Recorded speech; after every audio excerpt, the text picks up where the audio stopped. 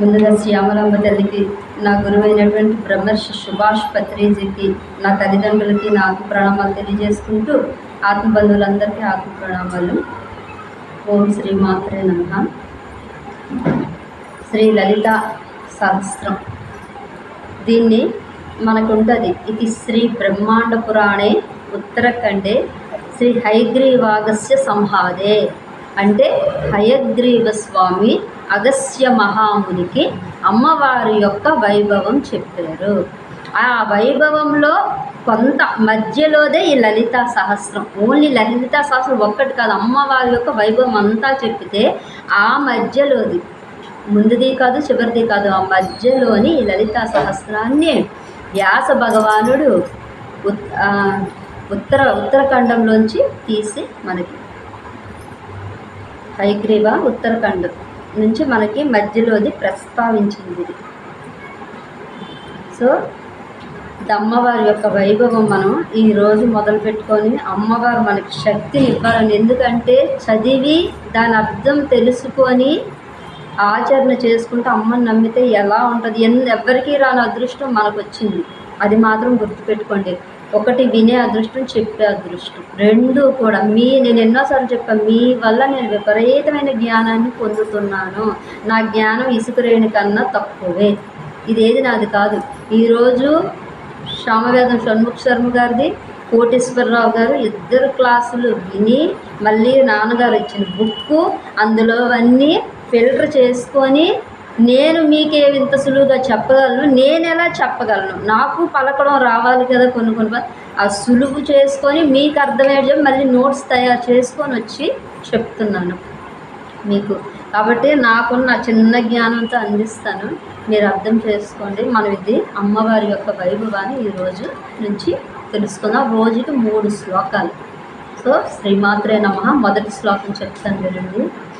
శ్రీమాత శ్రీ మహారాజ్ఞి శ్రీమత్ సింహాసనేశ్వరి చిదగ్నికుండ సంయుత దేవకార్య సముద్యత. ఇప్పుడు శ్రీమాత ఎవరండి? శ్రీమాత అమ్మ, ఓ గౌరవనీయురాలైన అమ్మ, మంగళప్రదమైన అమ్మ. అమ్మ లోకంలో అమ్మ గురించి మనకి పరిచయమే అక్కర్లేదు. అమ్మని ఎవరు పరిచయం చేయరండి. ఏ బిడ్డకి తల్లి పరిచయం చేయక్కర్లేదు. ఇంకా తండ్రిని పరిచయం చేస్తుంది, ఇగో నీ తండ్రి అని. తల్లి పరిచయమే అక్కర్లేదు. అలాంటి ఈ జగత్ అంతటికి మాత జగన్మాత, అందుకే శ్రీమాత.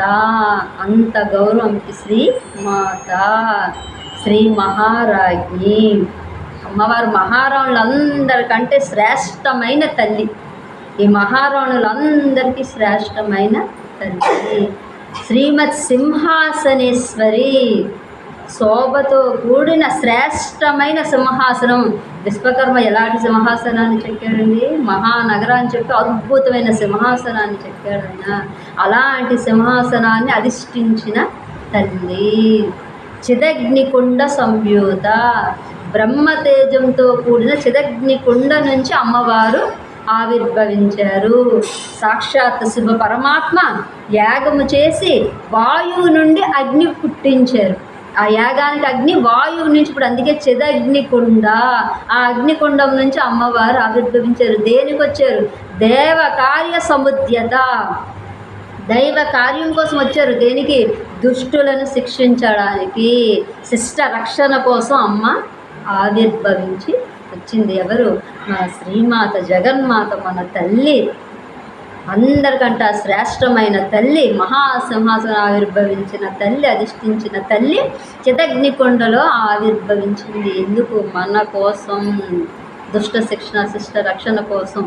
అంటే దుష్టుల్ని శిక్షించి అజ్ఞానాన్ని పోగొట్టి జ్ఞానాన్ని దుష్టులు అంటే ఏంటి? అజ్ఞానం, ఇంకేం లేదు. రాక్షస గుణం, దైవ గుణం మంచి, రాక్షస గుణం చెడు. దైవ కార్యం అంటే నీలో ఉన్న అజ్ఞానాన్ని తొలగించేసి ఆ జ్ఞానాన్ని నింపడానికి ఆవిర్భవించింది లలితాదేవి. సో రెండవ శ్లోకం చెప్పు. ఉద్యద్భాను సహస్రాభ చతుర్బాహు సమన్విత రాగస్వరూప పాసాఢ్య క్రోధాకారాంకుశోజ్వల. ఉద్యద్భాను ఉదయించే సూర్యుడు ఎంత కాంతి ఉంటుంది, అలాంటి 1000 సూర్యుల యొక్క కాంతితో ప్రకాశిస్తూ అమ్మ వచ్చింది. ఎలా వచ్చింది? ఉద్యద్భాను చతుర్భుజాలు, 4 భుజాలతో అమ్మ వచ్చింది. ఏటవి? భక్తి, శక్తి, యుక్తి, ముక్తి అనే 4 భుజములతో అమ్మ ఆవిర్భవించింది. ఉద్యద్భాను సహస్రావ చతుర్బాహు సమన్విత, రాగస్వరూప పాసాఢ్య, రాగమనడి పాసమును ఎడమ చేతితో ధరించింది. ఏంటో పాసం? ఇచ్చా కోరిక అనే పాసమును తన చేతిలో ధరించి అమ్మ వచ్చింది. క్రోధాకారాంకుశోజ్వల, క్రోధం అనేది అంకుశముతో ప్రకాశిస్తూ అమ్మ ఆవిర్భవించింది. ఎలాగా? 1000 సూర్యుల కాంతితో 4 చేతులతో పాసమును చేత్తో పట్టుకొని అంకుశముతో ప్రకాశిస్తూ అమ్మ ఆవిర్భవించింది. అది 2వ శ్లోకం యొక్క అర్థం. 3వ శ్లోకం మనోరూపేక్షు కోదండ పంచతన్మాత్ర సాయక నిజారుణ ప్రభాపూర మజ్జద్ బ్రహ్మాండ మండల. మనోరూపేక్షు కోదండ అంటే మనోహరమైన తీయటి చెరుకు గడను చేతిలో విల్లుగా పట్టుకొని వచ్చింది. ఒక చేతిలో పాసం, ఇంకో చేతిలో చెరుకు గడ, దాన్ని బాణంగా పట్టుకొని అమ్మ వచ్చింది. పంచతన్మాత్ర సాయక, 5 తన్మాత్రలు. ఏటి అవి అంటే స్పర్శ, శ్రద్ధ, స్పర్శ, రస, రూప, గంధం. ఈ 5 యొక్క తన్మాత్రలు తన బాణాలుగా పట్టుకొని అమ్మ ఆవిర్భవించింది. పంచతన్మాత్ర సాయక. మనోరూపేక్షు కోదండ పంచతన్మాత్ర సాయక నిజారుణ ప్రభాపూర మజ్జద్ బ్రహ్మాండ మండల. అంటే అమ్మవారు ఎలా వచ్చారు తెలుసా? ఎర్రటి రంగుతో వచ్చింది బయటకు అమ్మవారు. ఏ రంగు? ఎర్రటి రంగుతో కాంతి రూపంతో బయటికి కాంతినిస్తూ వచ్చింది. ఆ కాంతి ఎలాగా? ఈ బ్రహ్మాండం అంతా కూడా ప్రకాశింపజేస్తూ ఎర్రని శరీరంతో అమ్మవారు బయటికి వచ్చారు. ఎలాగా? 1000 సూర్యుల కాంతితో 4 చేతులతో, ఒక పాశము ఒక చేతిలో చెరుకు గడ పట్టుకొని, 5 తన్మాత్రలు పట్టుకొని, 5 బాణాలు పట్టుకొని, తను ఎర్రని రంగుతో ఈ బ్రహ్మాండం అంతా ప్రకాశిస్తూ అమ్మవారు ఉద్భవించారు. ఎవరి కోసం? మన అజ్ఞానాన్ని తొలగొట్టడానికి అమ్మ ఆవిర్భవించింది. ఇవి ఈరోజు 3 శ్లోకాల యొక్క అర్థం. అర్థమైందండి? జై గురుదేవ్. జన్మబంధ విముక్తా పదం గచ్చంత్యనామయం. ఇప్పుడు చెప్పండి. కర్మజం బుద్ధియుక్తాహి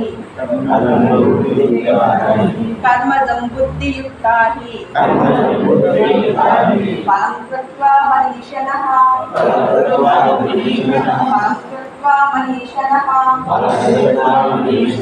జన్మబంధ విముక్తా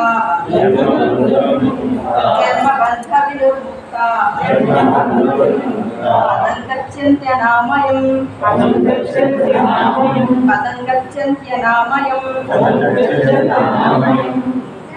కృష్ణ భగవానుడు అర్జునుడితో చెప్తున్నారు ఏమని? జ్ఞానన సమబుద్ధియుక్తులైన జ్ఞానులు. సమబుద్ధి అంటే నేను చెప్పాను కదా. ఏంటి సమబుద్ధి అంటే? సుఖదుఖాలు అన్నిటితో ఒకే లాభాలని జయాపజయాలకు సమానంగా తీసుకునేది సమబుద్ధి. అయితే సమబుద్ధియుక్తులైన జ్ఞానులు, సమబుద్ధి కలిగిన వారు జ్ఞానులే. జ్ఞానులు కర్మఫలమును త్యజించి, కర్మ ఫలితం అంటే మనం చేసే పనులు ఉంటాయా? కర్మ ఫలితాన్ని త్యజించి అంటే విడిచిపెట్టేస్తారు అన్నమాట. ఏదైనా ఒకటే. అయితే సుఖ దుఃఖాలు మనకి దేని నుంచి పుడుతున్నాయి ఒకసారి చెప్పండి. సుఖ దుఃఖాలు, ఆనందము దుఃఖము దేని నుంచి పుడుతున్నాయి? కోరికల వలన. కోరామా, నెరవేరితే ఆనందం, నెరవేరకపోతే దుఃఖం. ఆనందానికి దుఃఖానికి మూలం కోరిక. కోరికల వల్లే ఇవన్నీ పుట్టుకొచ్చేస్తున్నాయి. ఏంటి సుఖ దుఃఖాలు, జయాపజయాలు, లాభాలాభాలు ఇవన్నీ పుట్టుకొచ్చేస్తాయి. అయితే 47వ శ్లోకంలో ఏం చెప్పారు కృష్ణ పరమాత్మ? కర్మణ్యవాధికారస్తే మా ఫలేషు కదాచన మా కర్మ మాకే సంభోస్తం కర్మని. కర్మల్ని ఆచరించడం అంటే నీకు అధికారము కలదని హెచ్చరించి చెప్తున్నారు. మన పనులు మనం చేసినంత వరకే మనకి అధికారం, అంతే తప్పించి కర్మల నుంచి వచ్చే ఫలితం మీద నీకు అధికారం లేదు అని చెప్పారు. సరే, మేము కర్మలు చేస్తున్నాం కదా, మాకు ఎందుకు అధికారం లేదు, మాకు అధికారం ఉంటుందని మనం ఒకవేళ అనుకుంటే కోరేమో అది తీరితే ఆనందం, తీరకపోతే దుఃఖం. దుఃఖపడేది ఎవరు? మాకు అధికారం ఉందన్నాం కదా, పడాలి అంటే.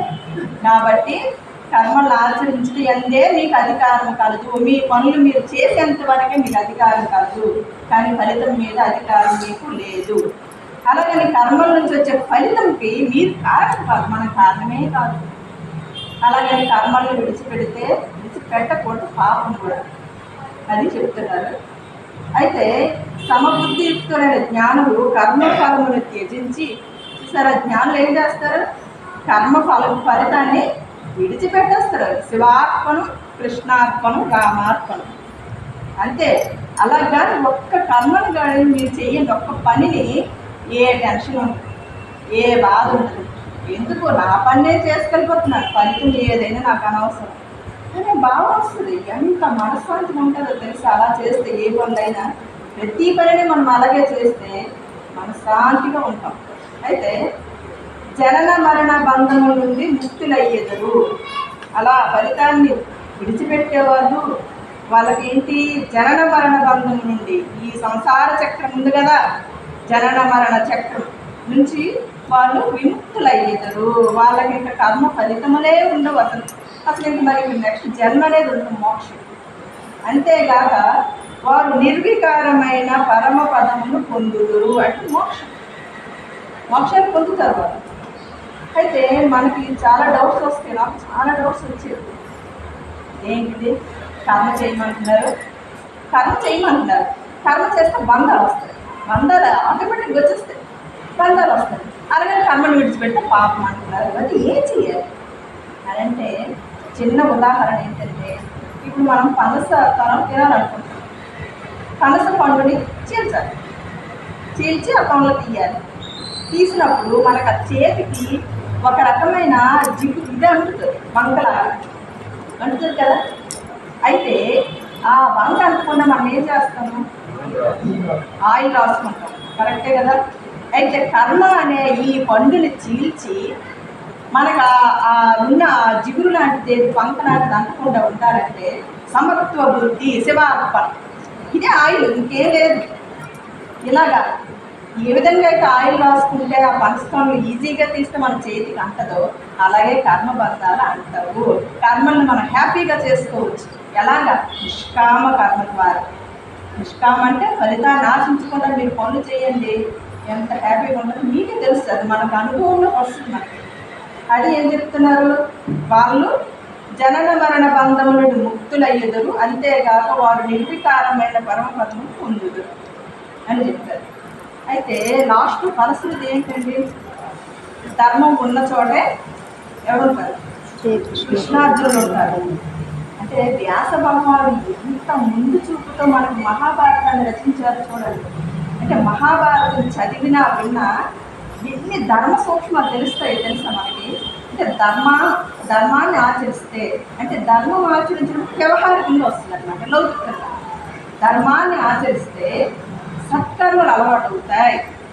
సత్కర్మలు అలవాటు అయితే క్రమేపీ నిష్కామ కర్మ అలవాటు అవుతుంది. అంటే ఫలితాన్ని ఆశించకుండా ఉండడం ఎలాగ అలవాటు అవుతుంది? తద్వారా సమత్వ బుద్ధి ఏర్పడుతుంది. తద్వారా సమత్వ బుద్ధి ఎప్పుడైతే ఏర్పడిందో జ్ఞానం లభిస్తుంది. జ్ఞానం ఎప్పుడైతే లభించిందో ఖచ్చితంగా మోక్షం. మరి ఈ జన్మలోనే అంతా ఏంటంటే మనకు మోక్షానికి ఇవన్నీ మెట్లు అన్నమాట. కాబట్టి అందరం కూడా కృష్ణ భగవంతుడు చెప్పినటువంటి పదాలు